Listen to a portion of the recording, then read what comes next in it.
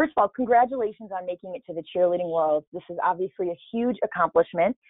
Some people just received their bids last night and are just still enjoying that experience, obviously, and letting it all set in, which is really neat. So congratulations to all of you that have received your bids. We have one more bid event this weekend, and we'll be adding a few more teams, of course, to that at that point, as well as our World Cup points race winners. We'll be finding out this week if they have earned a bid. So very exciting time for all of us and a lot of information to go over. So let me start by saying on this call is myself. I am Allie Stengel. I'm the Director of Rules and Safety for USASF, as well as the Director of Scoring for the club divisions at Worlds. I'm joined with Amy Tyler, who, if you've ever attended Worlds before or so many events during the year, you've had the great honor and experience working with her. She is part of our magnificent scoring team. And then also Dana Fielding, who is so knowledgeable on the rules and point deduction, and she heads up our great team of point deductions and legality officials at World. So the three of us kind of comprise this team that oversee all of the scoring here for the club divisions, and all three of us will be speaking today and presenting for you. Please note, we have hundreds of coaches on this webinar today from all over the world. Yes, we are talking about the club divisions.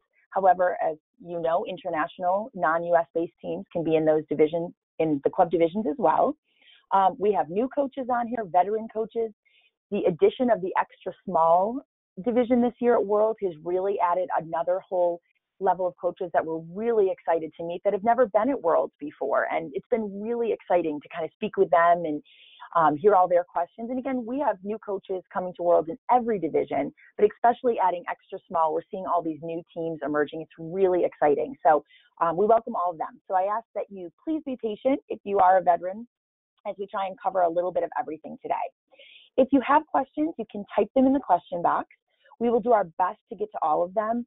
If not, and we don't get to your questions, please feel free to email me after the webinar, and I'm happy to, get you any information you need. I wanted to let you know the items in red that you will see are just some of the adjustments from last year. As always, there are many changes as we go through the season, but I really tried to highlight the major ones that are in red to help you out, to kind of call your attention to those. This is being recorded. Recordings will be available in the next 24 hours in our private Facebook groups, which I'll talk about at the end of the presentation, as well as the USASF community, to those that could not join us on the call. We are not going to do a line-by-line reading of the rubric. This is just a highlight. We focus for the most part on the high range because I'm guessing that's all where you're all hoping to be at World. So we will focus on that, but understand that the full scoring documents are all available on USASF.net under Worlds and then Scoring. There's also a link on USASF.net to the recording that was an overview of the scoring I did back in August. It kind of gives you a comparison of your current score system last year at Worlds and this year at Worlds, if you're looking for a little bit more of an in-depth overview. But I remind you today, what we will go over is the most current, accurate information setting you up for success at Worlds. This presentation will cover club divisions only. For information regarding the international divisions, please visit www.iasfworlds.com. If you are a coach that has a team competing in the IASF divisions as well, they are doing a webinar on Wednesday night at, I believe, 8 p.m. Eastern Standard Time, 7 p.m. Central. So definitely check in with them if you are someone that has a team in both divisions. They will be reviewing that stuff this Wednesday evening. Okay, some general scoring notes. I remind you, each day is a brand new competition. For some of the divisions, and for some of you, depending on which divisions you're in or the kind of bid that you've received, you will potentially compete at three different days at Worlds. Worlds is 3 one-day events for some divisions. Scores will fluctuate potentially by a number of points day to day due to the routines executed by each team compared to every other team in that division that day. This is a completely comparative system with the exception of jump and toss difficulty, as they are capped, defined categories with the introduction of the new division expectations this year. These are the only potential guaranteed scores. Everything else is comparable to the teams within your division. There are considerably more scoring options on this system in order to appropriately separate teams at the World Championships.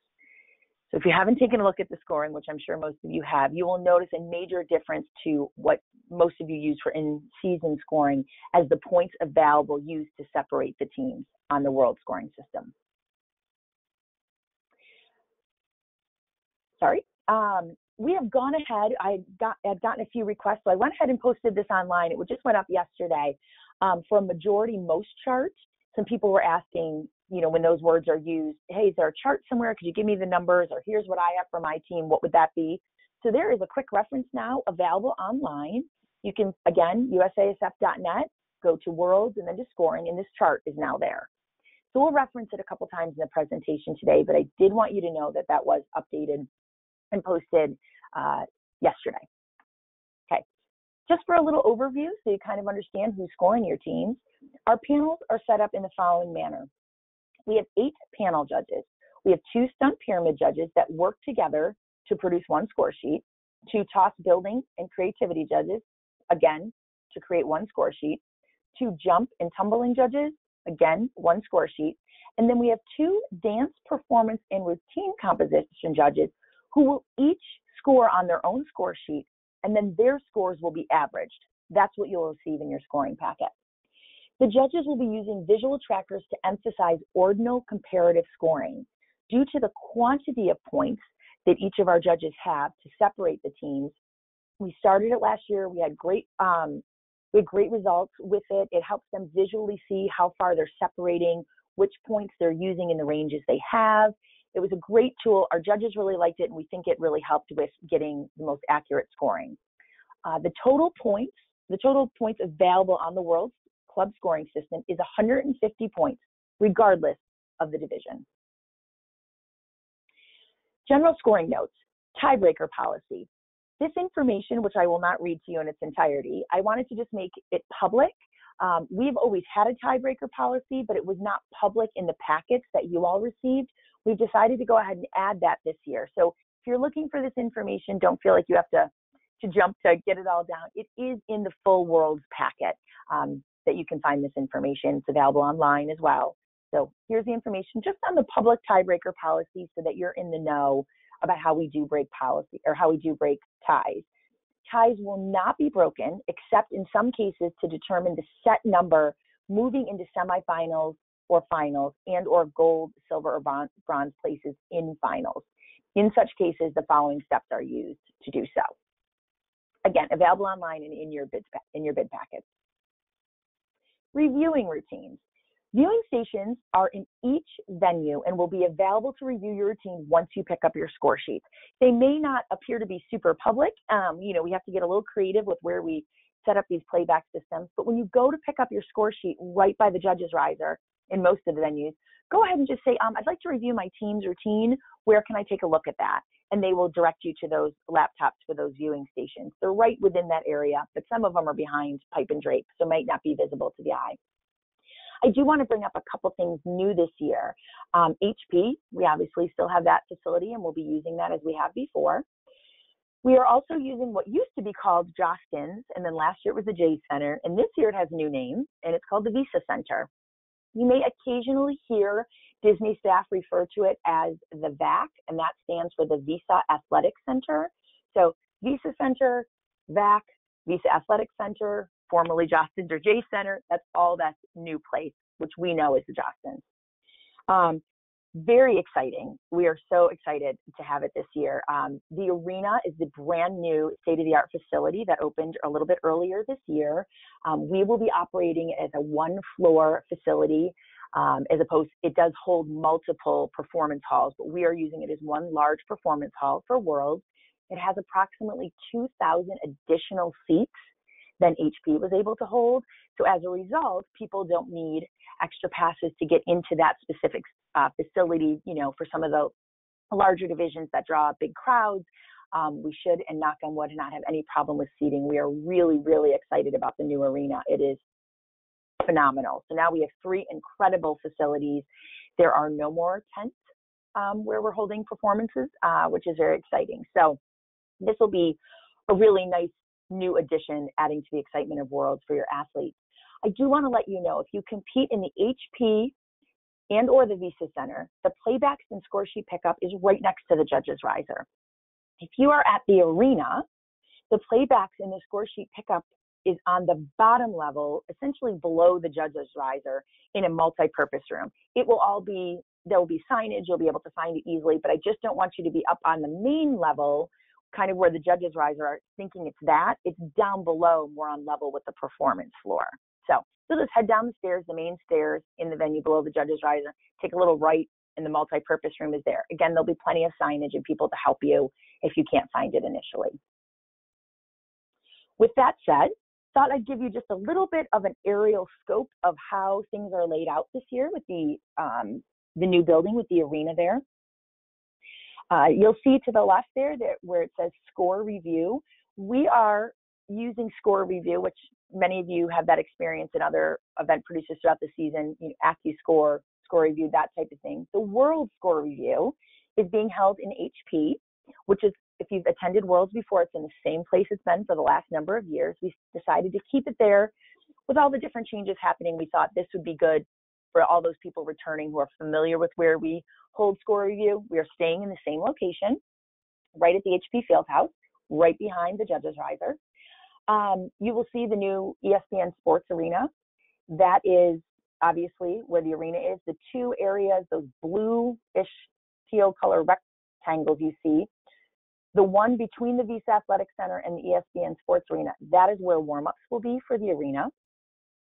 What I want to call your attention to is off to the right where I've indicated warm-ups.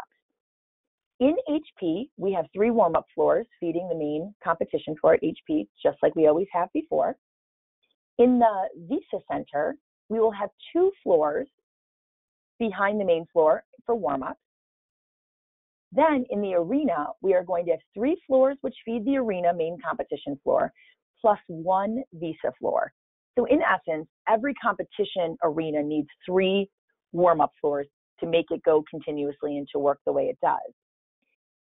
Due to the size of the Visa Athletic Center, fitting 3 warm-up floors back there is not a very good situation. It's not even logistically possible. So what we will have is one of the Visa warm-up floors will be located in the arena warm-up, and then those athletes and teams will be escorted just a short little walk there, not far at all, to the back of the Visa Athletic Center, and they will load in as the other 2 teams that are on the practice floors in there.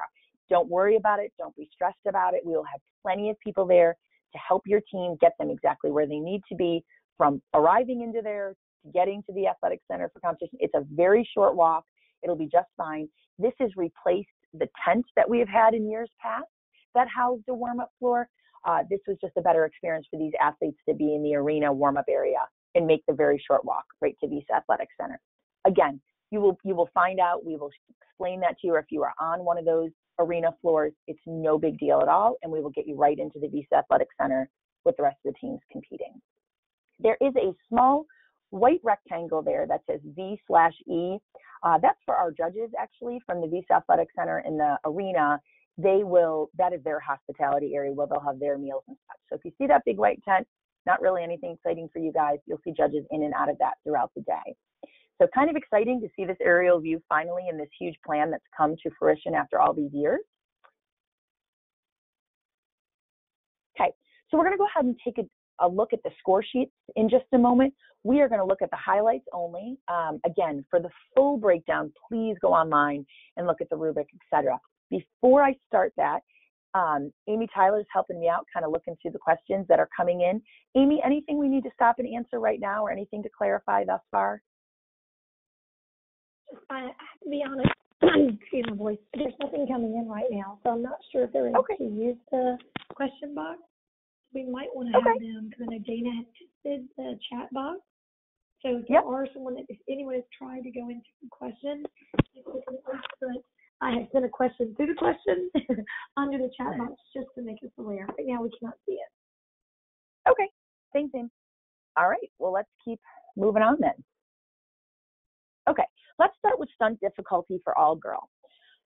Same as last year, high range, a majority of the athletes perform 4 level appropriate skills.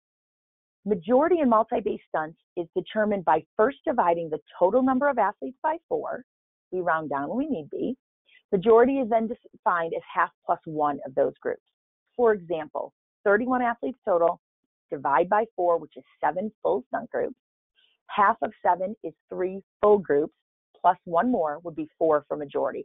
Again, feel free to consult that most majority chart online if you're even questioning if your math is done correctly. That will be a great tool. Again, the following are considered when deciding ordinal rankings of difficulty within a range in comparison to other teams in the division.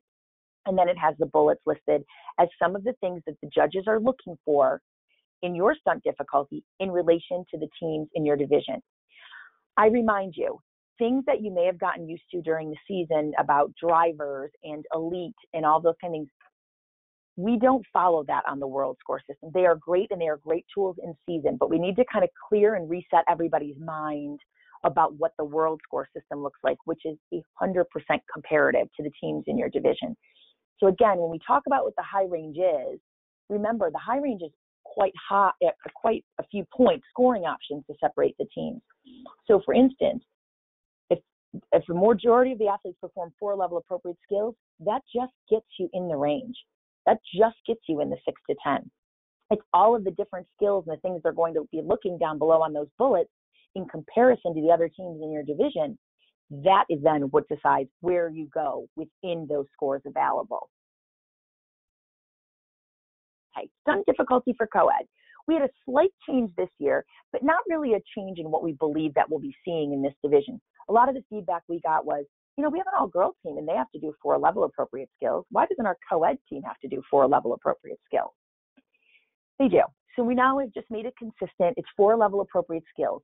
That does not mean the requirement is 4 level appropriate skills co-ed style by a majority of the athletes.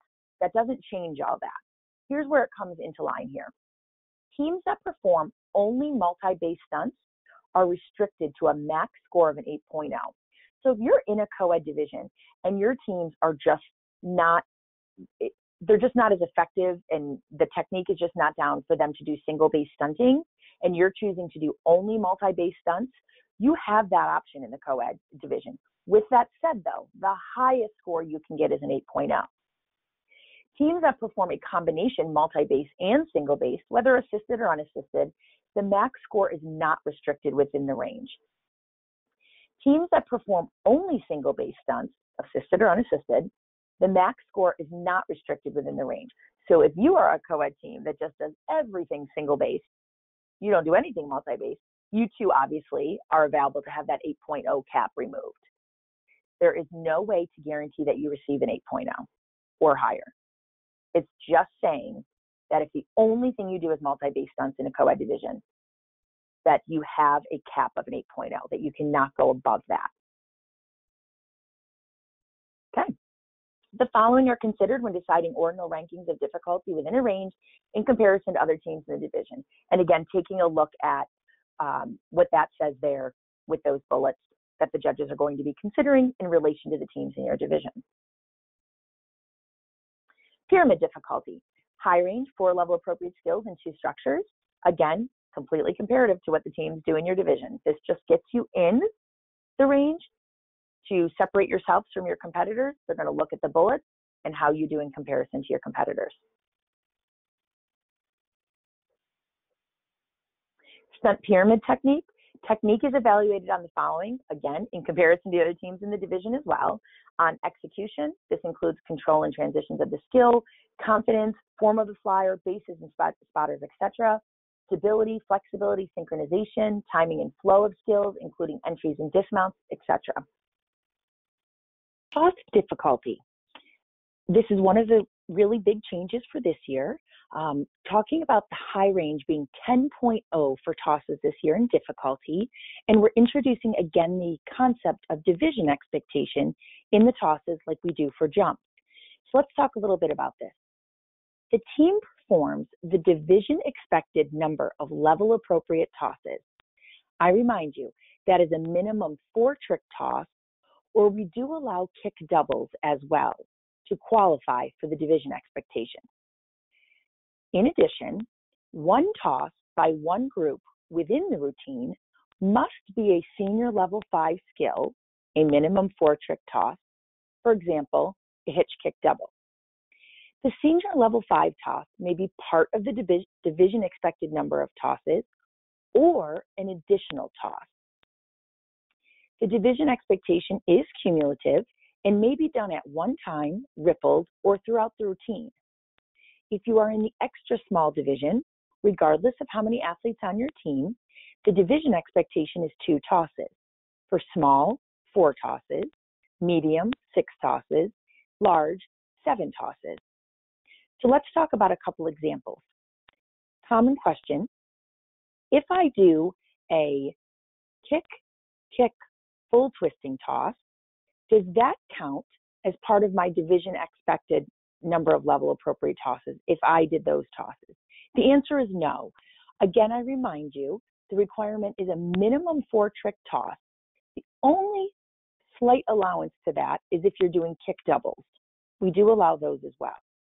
So for the division expected tosses, we just want to remind you, you have the choice of doing any minimum 4-trick toss or kick doubles.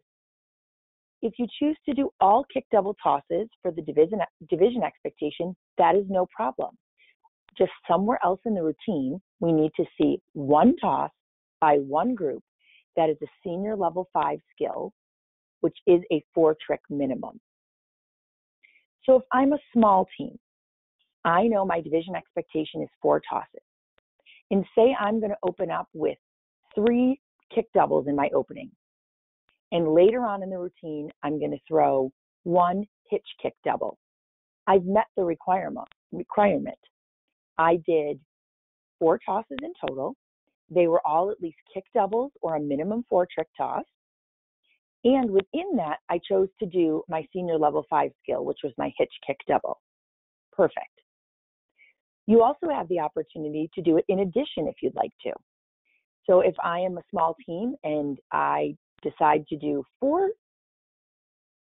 kick doubles kind of sprinkled throughout the routine. We put 1 up in the opening, we put 2 up behind the pyramid, we put another kick double behind some tumbling. I've done my 4 division expected tosses with my kick doubles. However, I'm going to do 1 additional toss at the end of my routine to get in my senior level 5 skill, and I'm going to do a switch kick double. That too is fine. So again, that senior level 5 skill can be part of the division expectation or it can be additional. But just a reminder, the only tosses allowed to fulfill the division expectation requirement are minimum 4-trick tosses or kick doubles. And again, you must somewhere within the routine have at least 1 senior level 5 minimum 4-trick toss. If your team does not meet the 10.0 difficulty requirement, I do remind you to check out the most majority chart online that we've spoken about. It should be noted that majority in tosses is determined first by dividing the total number of athletes by 5, rounding down when need be. Majority is then defined as half plus 1 of those groups. Again, if you're going to go for that high range of 10.0, then you don't need to worry about figuring out the math behind the majority, etc. But if you are a team that maybe that's not your forte or strength, and you're really going to focus in on technique, which maybe your team would have better luck with doing fewer tosses and not going for the high range of the 10.0, then I encourage you to take a double look at the rubric and then going and using the majority most chart that's online to take a look for the column that discusses tosses. Okay. Toss technique. Technique is evaluated on the following in comparison to other teams in the division: execution, such as control of the skills, confidence, form of the fly or movement of bases and spotters, etc., flexibility, synchronization, and height of the toss. Okay, let's talk about building creativity. This category considers creativity throughout the routine in stunts, pyramids, and tosses, which are not required necessarily to be level appropriate. The building creativity judge is going to look at any time an athlete is supported above the performance surface. I remind you, a stunt is defined as any skill in which a top person is supported above the performance surface by 1 or more persons. That's what that building creativity judge is going to be doing, scripting from beginning to end every time an athlete is supported off the ground. Those parts essentially all feed into your building creativity.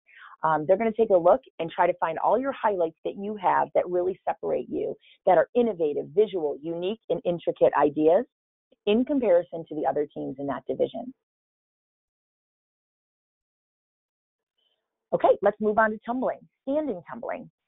New this year, last year there was a 2-pass requirement. This year it's just 1. Majority of the athletes perform 1 level appropriate standing tumbling pass.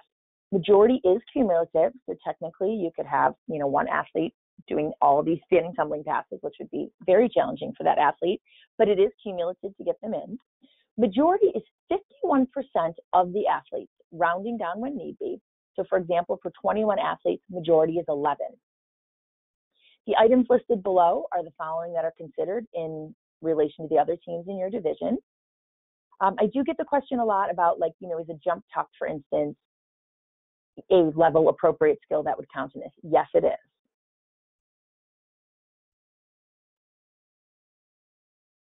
Running tumbling is similar, high range, and majority of the athletes perform 1 level appropriate running tumbling pass. Majority is cumulative, again, 51% of the athletes. And again, going ahead and taking a look at the items in the bullets that the judges will consider when comparing you to the other teams in your division.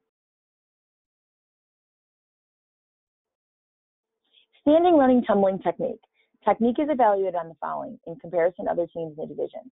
Execution, and there's some additional items, and synchronization, the timing of how well any passes that were synced together went, as well as how did that synchronization look. Okay, let's talk about jump difficulty. This was the other big change from last year and, during your in-season scoring. High range.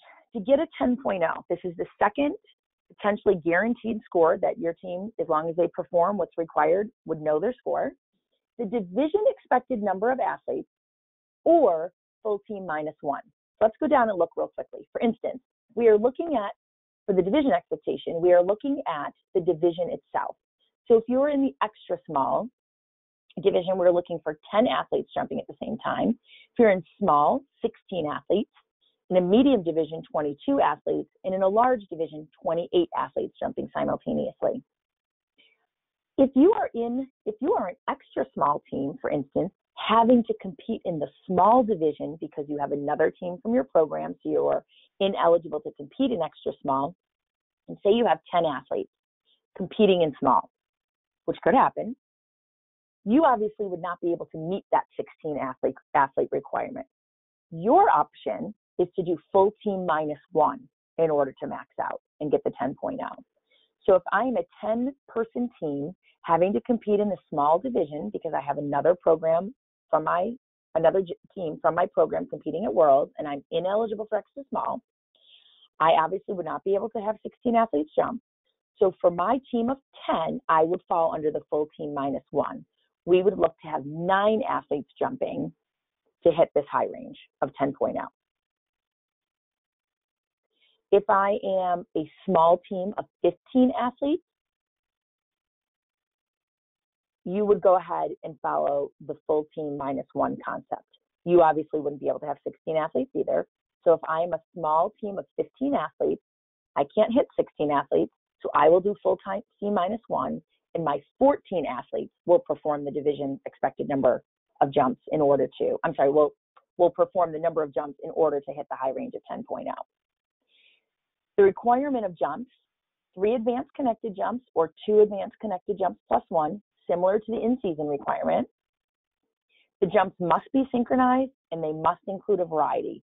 Down below, you will see all the different advanced jumps you can pick from. You need to do at least 2 of them to show a variety.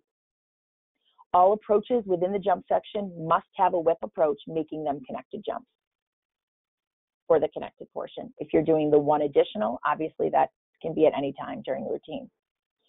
If your team does not meet the 10.0 requirement, meaning you're not going to be able to do what that 10.0 says, you will need to refer to the most majority chart online so that it can help you to define what most the majority is for you. So again, if you're meeting the 10.0 high range, you don't have to worry about the most majority chart. But if your team is unable to hit that high range of 10.0, you will want to consult the most majority chart. Jump technique. Technique is evaluated on the following in comparison to the other teams in the division: body form, control, speed, height, and landing, etc., flexibility, and synchronization. Dance. This year, dance is out of 5 points. The following are considered when deciding ordinal rankings in comparison to other teams in the division. All of those bullets down below. Again, our dance judges will be tracking all of that, taking a look at what you have of that in comparison to the other teams in your division.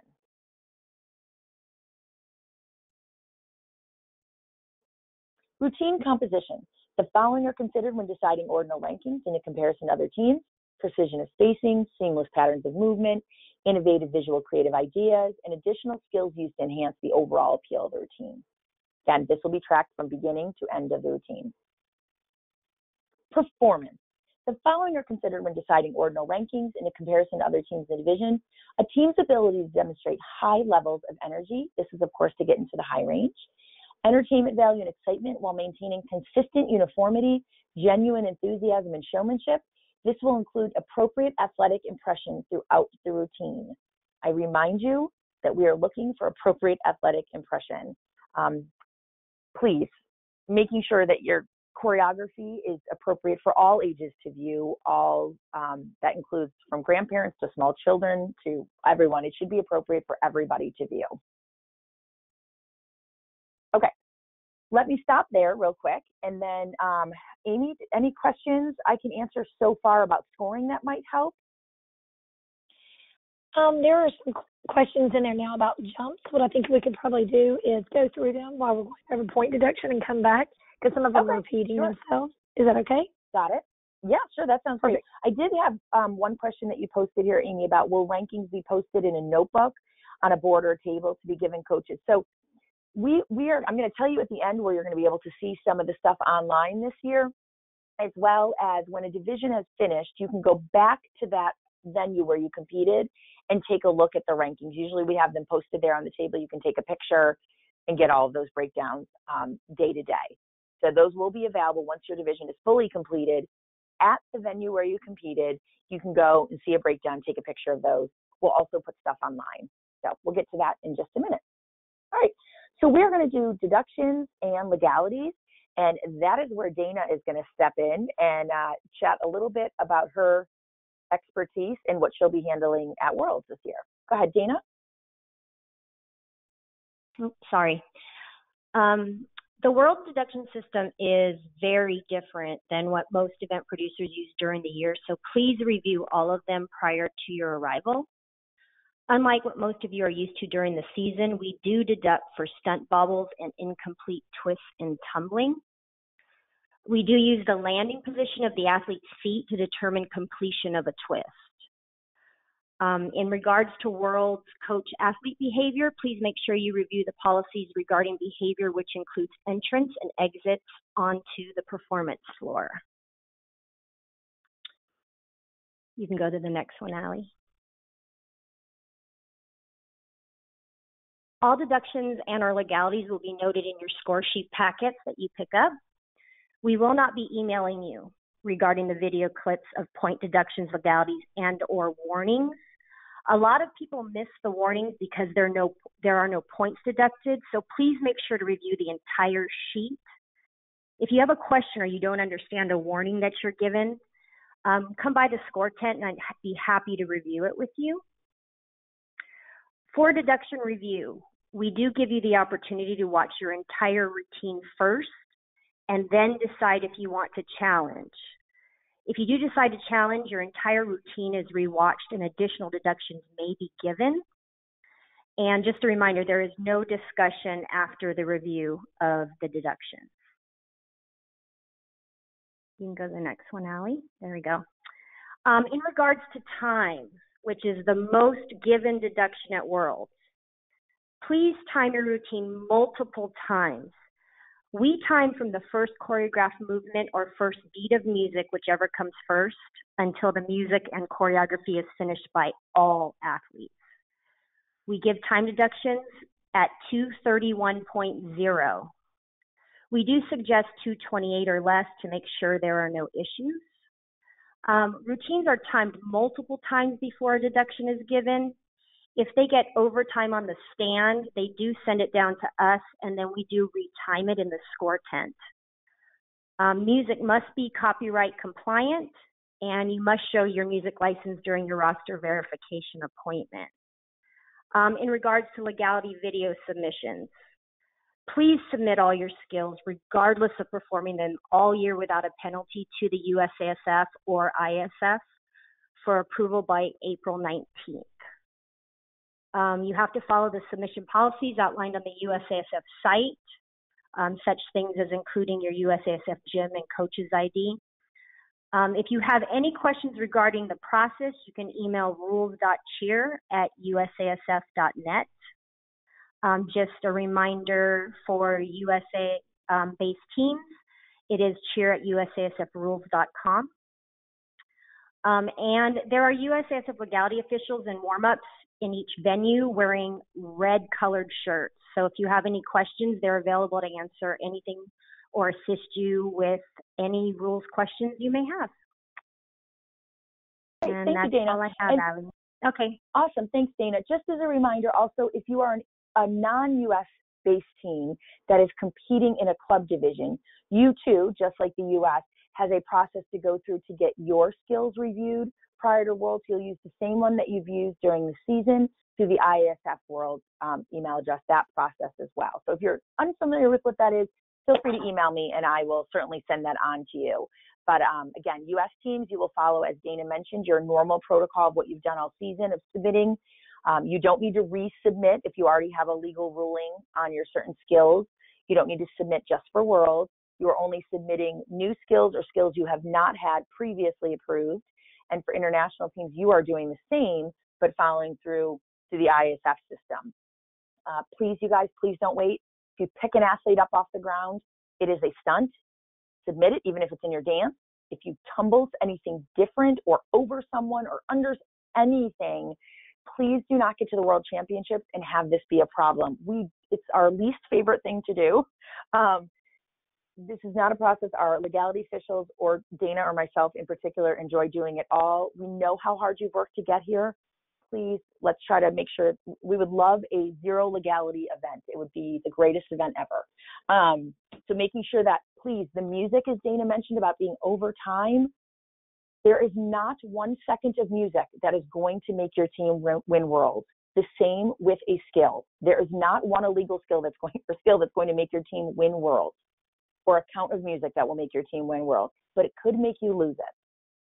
So please remember that. Send everything in. We have a lockdown group of people that watch these videos. We will not be sharing it with other coaches. There isn't a competitive advantage. There's nothing. Please, please, please, let us help you have the best version of your Worlds experience possible for your athletes. With that said, zero deduction. Each year, approximately 10% of the performances are zero deduction performances. So if you want to do the quick reverse of that, that means approximately 90% of the performances have a deduction in some form, whether it is a point deduction, a legality, overtime music, and out of bounds, whatever it is, 90% of the performances carry one of those. We want you to shoot to be in that 10%. If you receive zero deductions, which is obviously a huge accomplishment at Worlds, you will be able to pick up coach and athlete zero deduction pins at score sheet pickup in the venue where you competed. The coaches and athletes receive different styles of pins. The coaches are similar to those of the Disney style trading pins, and the athletes receive button style pins.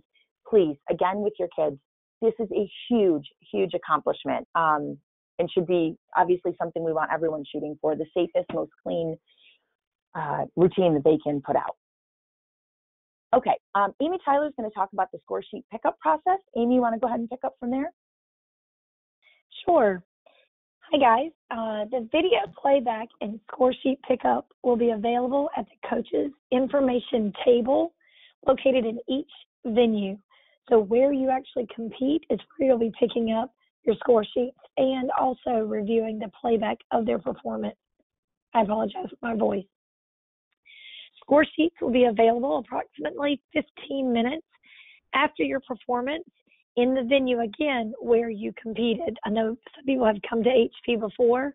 We want to make sure you guys understand it's where you competed. The first 5 teams, we will be holding the score sheets until after the first 5 teams compete. This is to ensure the accuracy of setting that bar and setting that range for that division correctly. So I want that to, be clear when it comes to, we've been waiting for 30 minutes for our score sheets. If you're one of the first two teams, you're probably going to wait at least a minimum of 35 to possibly 40 if you're going on a single panel rotation. So I just don't want you to be standing there for 30 minutes really anxious when you could have walked away and come right back if you're one of those first teams. Okay? Please pick up your score sheets immediately after the performance from the table. Once they get to the table, they will be time stamped. It's actually not stamped, which I know some EPs do it throughout the year. They time stamp it from where you actually pick it up. It actually is time stamped when it hits the table. So please have someone there. I know it can get a little, the time constraints can get a little bit hard at Worlds if you're going from different venues, but please plan accordingly to having someone there. For prelims and semifinals, score sheet packets include a master summary of scores for your teams, point deductions, and legality infractions. Please make sure you do not have a legality warning. Read that sheet carefully. A lot of times people think, oh, it had something, but I didn't have any deductions, so they skip over it. Please make sure you look at that sheet real carefully, because sometimes people don't go to it because they see 0, just to make sure you don't want to come by and see Dana moving into semifinals or finals. For finals, the only thing that will be available for pickup at the score sheet table will be point deduction and legalities only. All score sheets rankings will be available after awards in the awards hall, and I think Allie talked about that a little bit earlier as far as, as far as where that will be. Okay, next slide. After you have reviewed your team's score sheet and video playback, if you feel your team was given a deduction and it was not warranted, a difficulty score that is out of range, or a legality infraction that is not accurate, please follow the following process. Next slide. You have 20 minutes following the release of your scores to actually get to HP. In HP, behind the judges' risers, where we've always had the score review process, there will be 2 officials sitting at the table, Andre Greer and Sarah Franks. They will be there to assist you, to help you decide if you need a form or whether you do not. They will actually be able to go over your score sheets with you at that time and be able to give you the appropriate form. There are 3 different forms. We have a scoring form, a point deduction form, and a legality form. There will not be one form that you get to check off, which I know a lot of you like. We don't have one that we can include all 3 because we have 3 different officials working on those 3 different items. Okay, once you complete the routine review, you will turn it in, and you will, same place in HP, it will be reviewed and given back to you. If it is honored, you will receive a new set of score sheets reflecting the change. If it's denied, information will be noted at the bottom of the review form, and a text will be sent back ready for pickup. If it actually is given back, say you had a 0 deduction after coming through the review process because it was overturned, we will be giving you your buttons there. You will not have to go back to the venue in which you came from. I know last year that is a change as well, because you would have to go back where you came from. This year, if any overturns happen through the score check, we will give you your buttons at that point. Okay, Allie? The only things that can be reviewed are out of range difficulty scores, stunts, pyramids, jumps, tumbling, point deduction, and legalities. And I want to say, when it comes to out of range, that is the range in which your skills put you into. Once you're in that range that the skills put you into, you're not at that point able to talk about how many skills you did and what drives that score. Because actually what drives the score are based on what Allie had talked about before, are the comparative scores within your division. Okay? So what are not eligible for review are actually the in-range difficulty, your technique scores, the building creativity, the dance scores, the routine composition, and the performance. If additional deduction legalities are discovered during the review process, they will be assessed accordingly to the final score. So I want to make this clear. If you come in to have something reviewed for, say, a range difficulty, we didn't get it right, you've actually had one extra tumbling pass that would have put you in that second range, we have to still review the whole routine. And if we saw deductions during the score review process, it has to be noted.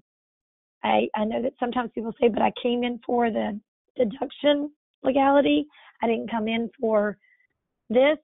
It does cross over into both levels. So I wanted to make that clear. However, we wouldn't be able to watch a point deduction and lower your score or raise your score in scoring of any sort. Okay, next slide.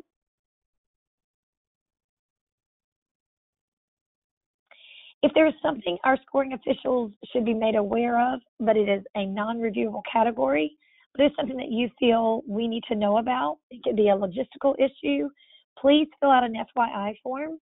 We will have a new system this year. We will have an online link that you can post. You can sit down in the convenience of the stands. You will not have to sit out there, wait in line, wait for a piece of paper, another pen, use a person's backpack to fill it out. You can post it online. We will be printing those as they come in. So I want to make sure, because I want everyone to know, it doesn't mean that we are not reading them.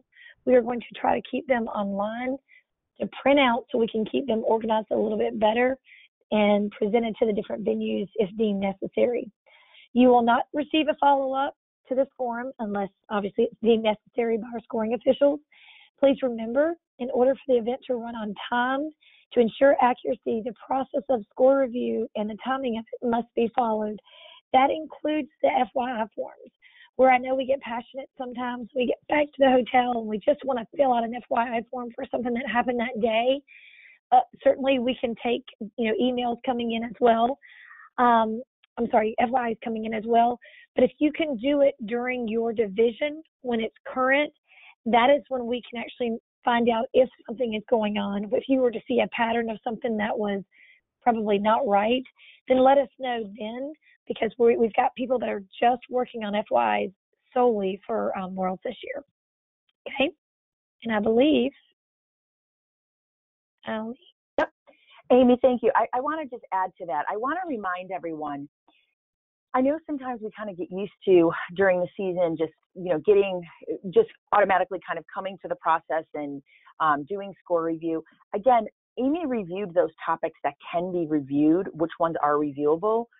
There are very few, if any, score changes that typically happen at Worlds because most teams are in the high range or most teams are in the appropriate range that they're being scored, so or that their team has earned for that day's performance. So I just forewarn you about making sure that you're reviewing it, that you're reviewing the processes Amy reviewed, that Amy and Dana both reviewed, about what happens with the review process and how it works.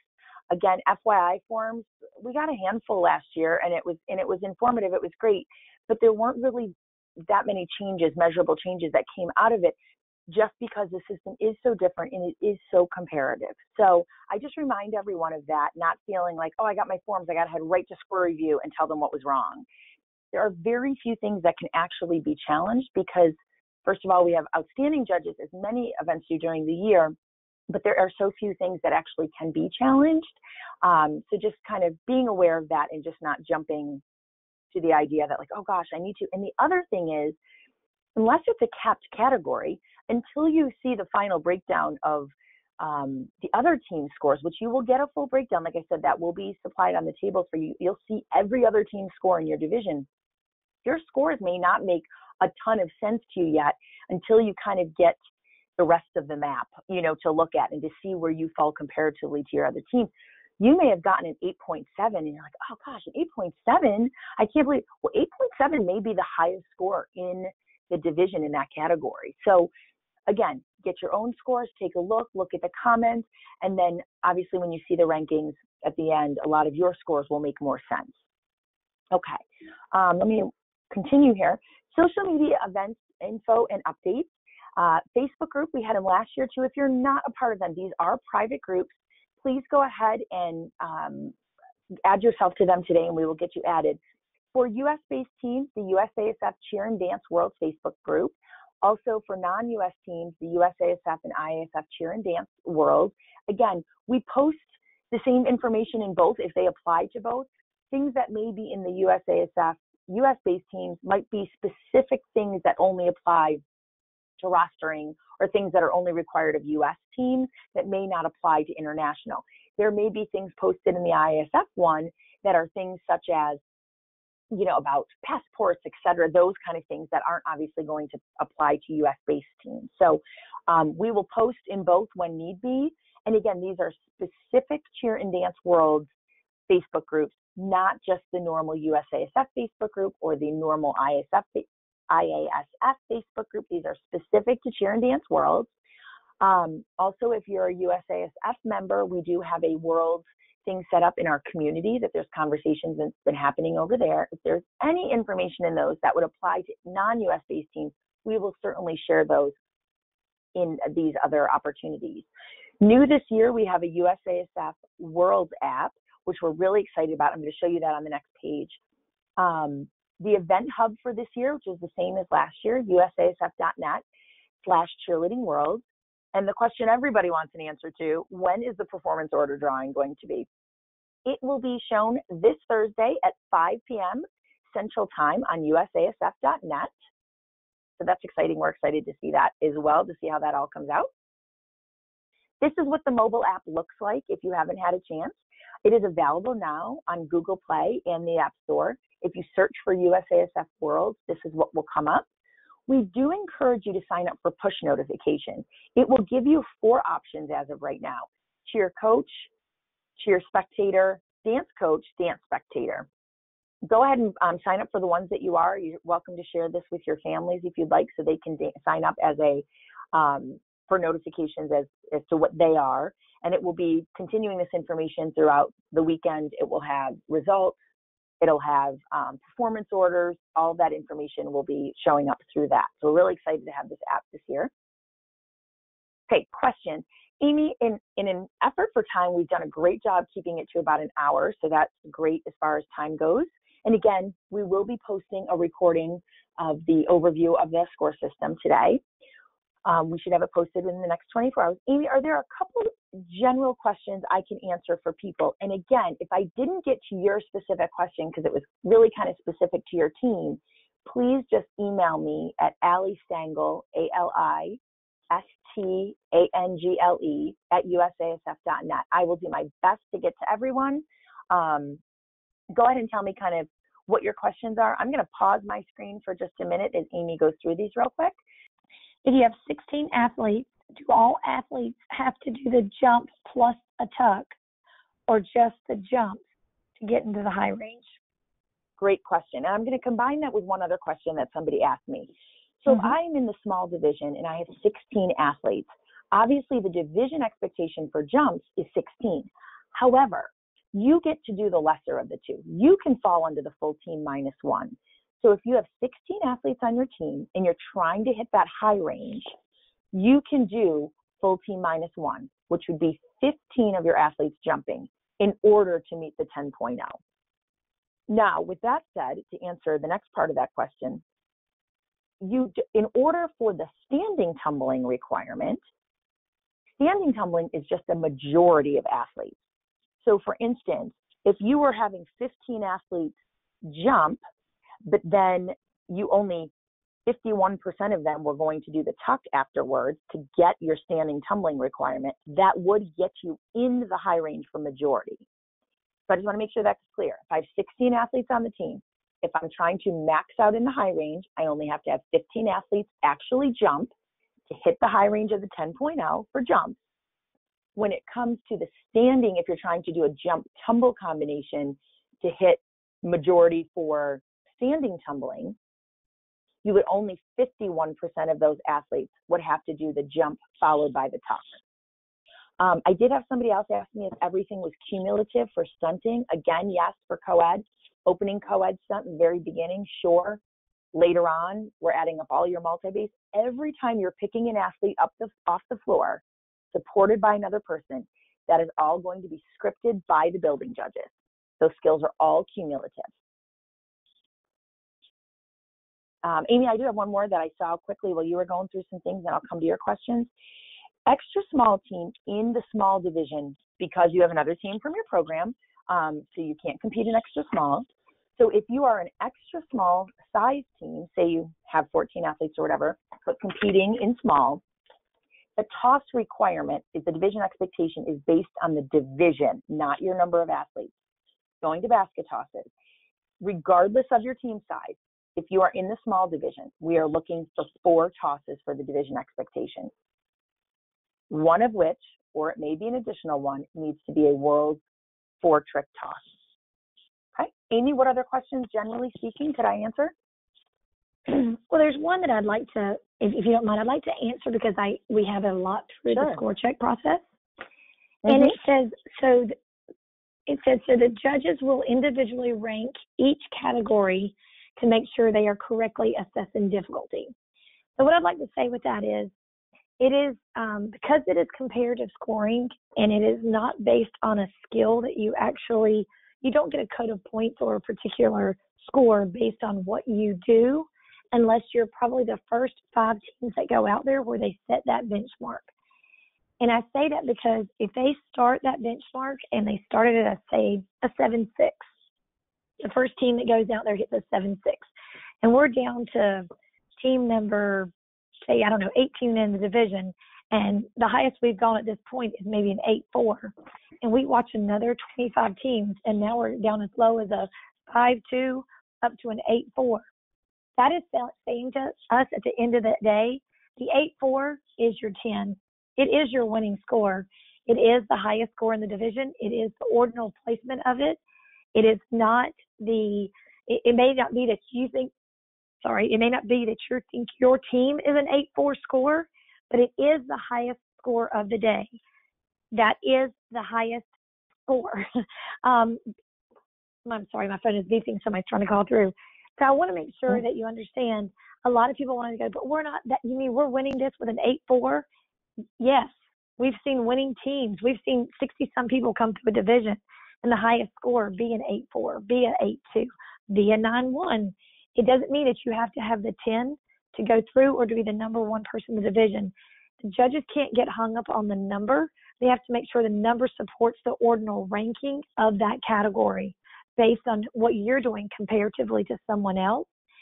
And also with that, going a little further, if you were to move into day 2, which is no longer considered a day 2 performance, if your team competes a second day, it is now known as a new competition, not a day 2 performance, okay? So, I mean, it is a day 2 performance, but it's not considered a day 2 carried over. So in that sense, you may have had the 8-4 when you were in the competition during prelims, and now we've moved, and now you're in semifinals. And maybe you're only going against the same 8 or 9 teams, but now you've welcomed another 26 teams that are in prelims. That 8-4 may be a 6-2 that day because it's the ordinal ranking of where they hit each day. And I think that's probably where we spend the most time talking with score review and score check, Allie. So I think that's sometimes really important to understand. Just don't get hung up on a number, because sometimes you can be the highest in the division with that particular number. So that was kind of a two-parter there. Yep, that's a great comment, Amy. Thank you. A couple other things I want to touch base on here. Yes, in tumbling, full, round of handspring full, yes, level appropriate. Again, gets you in. It will be comparative to the other teams in your division. But yes, fulls are considered level appropriate skills. I had somebody asking about, will a particular skill be considered an elite skill like it has all season? We do not do elite skills at Worlds. They are all looked at. So if you come up and you're saying, gosh, I'm questioning my scoring, I put in FYI form, we do 7 elites. We do not use the word elite in building. Not that they don't count, they do. And it's great and they work really well during the season. We do not say, oh, they hit 9 elites. We remove that word from our judges' minds at Worlds. They are going to look at the bullets that are listed below in each category and then apply them to the skills that you're doing. Just like at Worlds, we also include non-level appropriate skills when combined with other level appropriate skills. We consider the entire thing Oh, somebody asked how long the stunt has to be held. Sorry. The stunt's got to be held long enough that we know you hit it. And again, it's comparative. So if your team goes up and does a toss hand Cupid, or does anything, a single base stunt, whatever it is, or a multi-base stunt and hits a skill, you got to start asking yourself questions about, did I hit it with technique? Did it look like they were falling? Go up and hit the stunt so it doesn't look like it's falling, but are you doing maybe a level 5 appropriate skill and it's a transition? So obviously the skill doesn't need to be held. Skills should be held long enough that the judges know you didn't fall, or long enough to know it was transition. That would be my best answer to that. Amy, do you have anything to add to that as far as Nope, how long you've covered it. held? Yep. Okay. Amy, anything else generally speaking you saw in the list? And again, if we didn't get to your question, just email me and I will get, as you can imagine, I will get a ton today. So I will get back to you just as quickly as possible. Amy, anything else you saw that was kind of a lot of people had that question? No, I think some of the others we could probably answer individually. Okay, perfect. All right. Well, with that said, yes, question? Allie, it's Amy Clark. Yes, yeah. I just want to remind everybody that's on this call, in case they missed the rostering and eligibility webinar, we had to re-record parts of it because it was, we were just getting lots of questions throughout. And so I wanted to add those frequently asked questions into it, because in the recording, people won't have the opportunity to ask questions. So I want to make sure those questions are answered. And this is just the general reminder that this rostering is different than how you do it during the regular season. So don't delay, don't wait. And if you need assistance, contact your regional director so that we can help get you started in rostering, because the process is slightly different than for regular season events. And I don't want anybody to get caught off guard at the last moment and find out that they have an athlete that is ineligible and they arrive to Orlando with them. So that's it. Okay, thank you. All right, Dana, anything else that you wanted to add? Amy, anything we didn't touch upon? No, I'm good. Okay, great. All right, listen, you guys, best of luck. Thank you to Amy and Dana both for being on today too. We have, obviously, everybody's time is so valuable. Please, if you have a question, ask me before you go. We want you to be set up for success. We want you to have a great event. We are here to help you. I know it doesn't seem like this, but we are probably just as nervous as you are and want this event to go off extremely well. So let us help you get there. Besides that, I wish you and your teams the best of luck as you prepare for this final moment of this journey for this season for most of you. And we're really excited to see what happens and to see who our next, just to even, first of all, to see all the teams that will be at Worlds. It's an unbelievable accomplishment. And we're really excited to see where everything plays out and who we will crown as the next reigning champions for Worlds. So congratulations on getting here to this part. Look for those zero deduction routines, keep working, and we will see you all in a couple weeks in Orlando. Best of luck.